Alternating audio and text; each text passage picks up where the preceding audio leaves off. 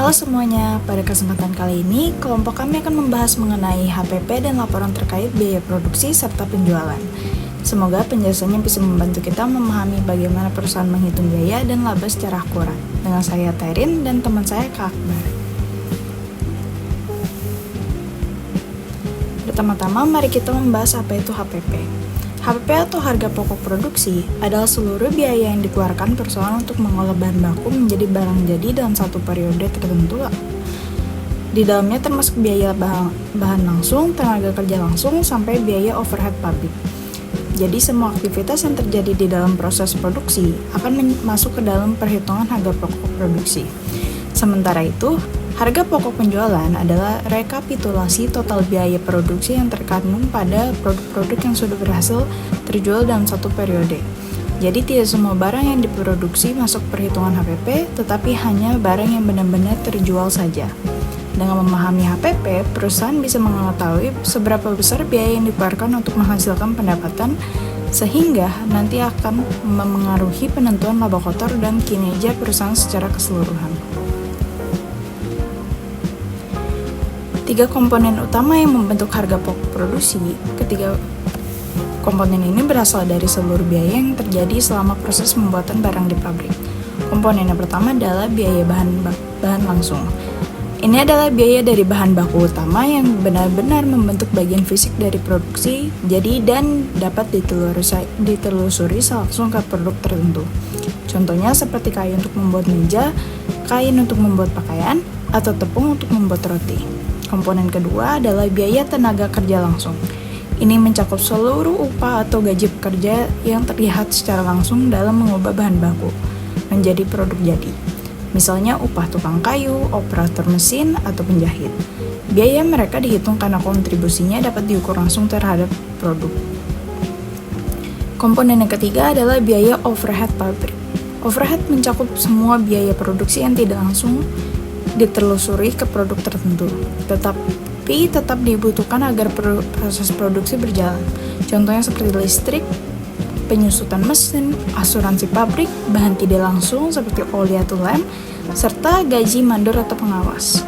Ketika komponen inilah yang jika digabungkan akan membentuk total harga pokok produksi atau HPPD yang menggambarkan total biaya untuk menghasilkan barang jadi selama satu periode. Di sini kita melihat rumus dasar dari harga pokok produksi. Rumus ini terdiri dari penjumlahan 3 komponen biaya utama, yaitu biaya bahan langsung, biaya tenaga kerja langsung, dan biaya overhead pabrik. Ketiga komponen ini akan menentukan beberapa besar total biaya yang dikeluarkan perusahaan untuk menghasilkan barang jadi selama satu periode. Untuk mempermudah pemahaman, di sini ditampilkan contoh kasus dari PT Mebel Indah yang memproduksi meja kayu. Perusahaan ini mengeluarkan biaya bahan langsung sebesar 25 juta rupiah untuk kayu, cat, dan paku.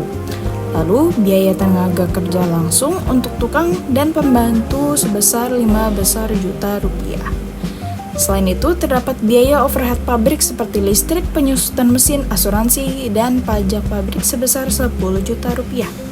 Jika ketiga biaya tersebut dijumlahkan, maka total pokok produksi adalah 50 juta rupiah. Artinya biaya yang dibutuhkan perusahaan untuk membuat seluruh meja selama bulan Juli adalah 50 juta rupiah. Jika dalam periode tersebut PT Mebel Indah menghasilkan 100 meja, maka biaya produksi per meja adalah 500.000 rupiah. Informasi ini nantinya penting untuk menentukan harga jual dan perhitungan laba perusahaan.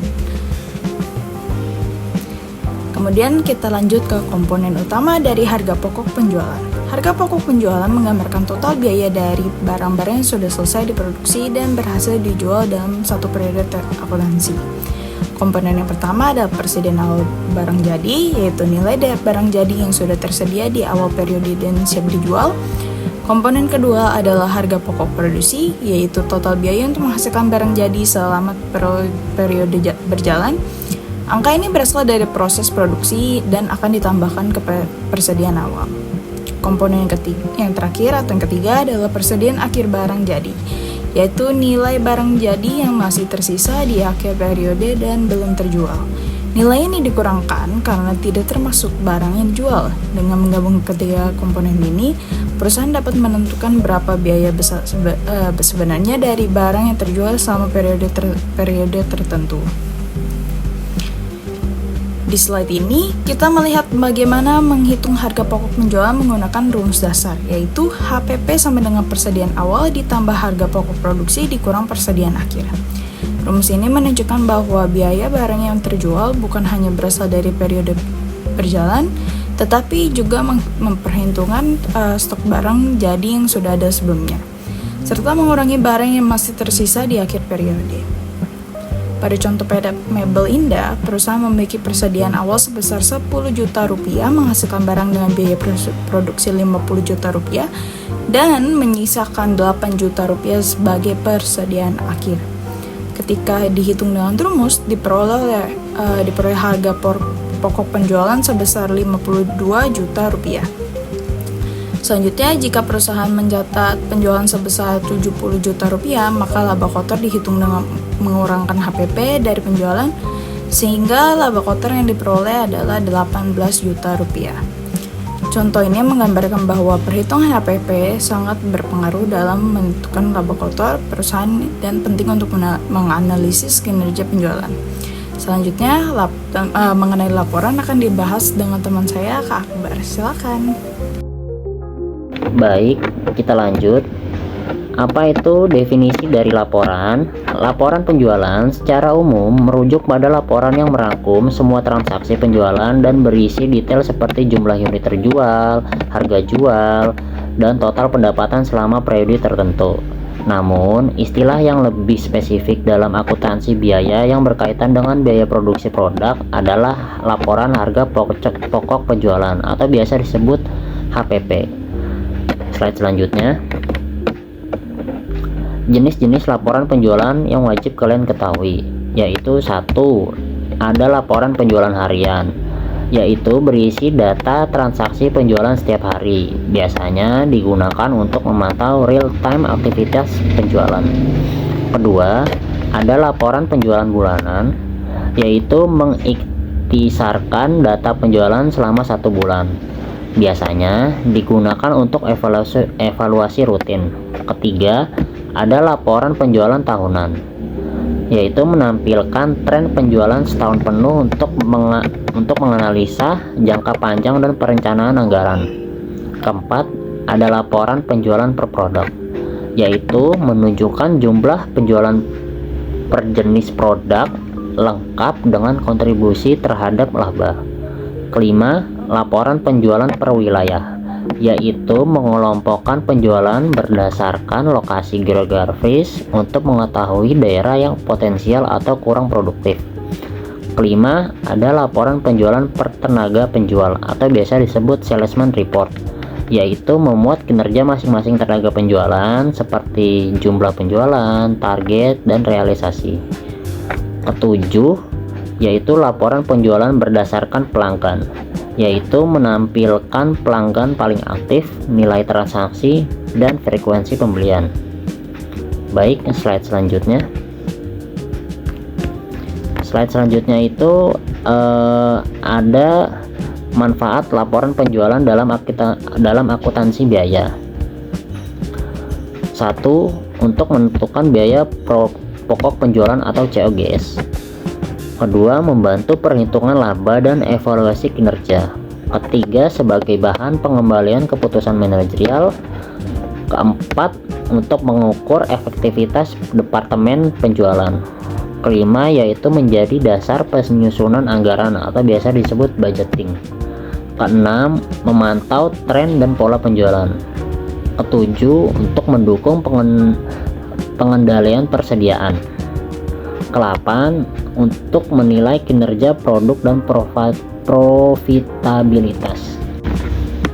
Baik, slide selanjutnya.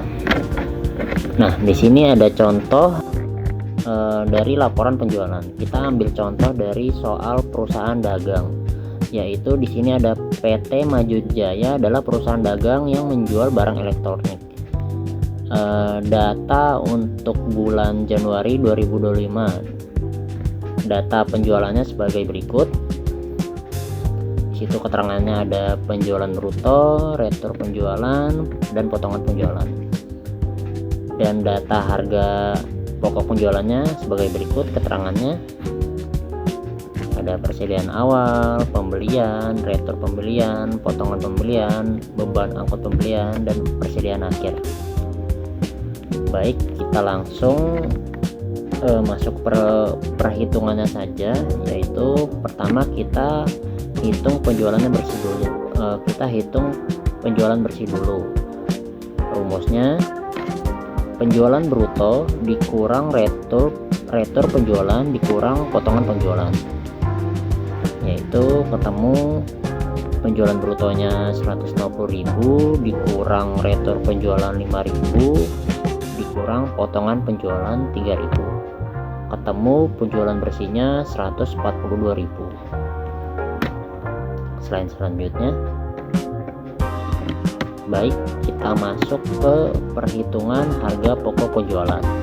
Di sini kita ada 3 langkah. Langkah pertama yaitu hitung pembelian bersihnya dahulu. Untuk rumusnya, pembelian bersih yaitu pembelian dikurang retur pembelian dikurang potongan pembelian ditambah beban angkut. Untuk nominalnya, pembelian yaitu 80.000 dikurang retur pembelian 2.000 dikurang lagi potongan pembelian 1.000 ditambah beban angkut 3.000. Jadi untuk pembelian bersihnya ketemu di angka 80.000. Angka kedua yaitu hitung harga pokok barang tersedia untuk dijual. Rumusnya yaitu persediaan awal ditambah pembelian bersih. Persediaannya awalnya yaitu kalau dilihat dari keterangannya yaitu 40.000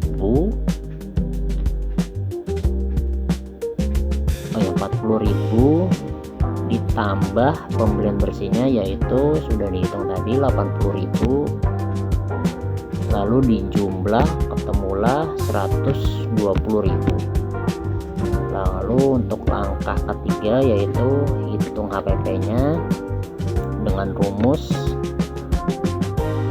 barang tersedia untuk dijual dikurang persediaan akhir. Barang tersedia untuk dijual yaitu 120.000 dikurang persediaan akhirnya di keterangan atas yaitu 35.000, ketemulah HPP-nya yaitu 85.000. Baik, slide selanjutnya berikut laporan laba rugi bagian penjualan dari PT Maju Jaya untuk periode Januari 2025. Untuk laporan laba ruginya seperti ini teman-teman.